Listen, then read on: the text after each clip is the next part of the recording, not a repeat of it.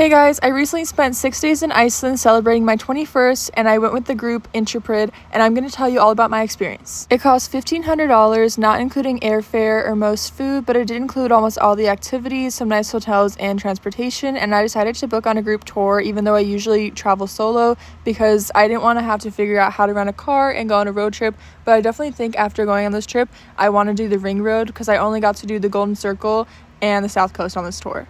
I booked onto the 18 to 35 group, so that meant that everyone was pretty much my age. I feel like a lot of people had just finished college. The only person that was significantly older than us was 33.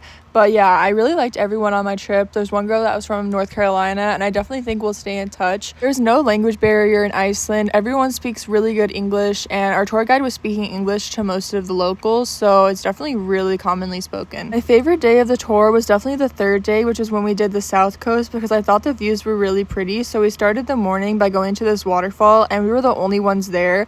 A lot of the places we went to, there's a lot of tourists, which makes sense because it is beautiful sights, but it was nice to have a little spot to ourselves. And we also got to see puffins that day and go to the iconic black sand beach. We also saw Glacier Lagoon, and we saw some seals swimming in the water, and it's right next to Diamond Beach because it runs off onto there, but there wasn't any ice on the beach that day. But then the next day we went glacier hiking, which was really cool. I think I was expecting it to be really blue ice, but that's actually the winter conditions. So when it's summer, it's more of the volcanic ash and then a little bit of the snow, especially since it's melting right now.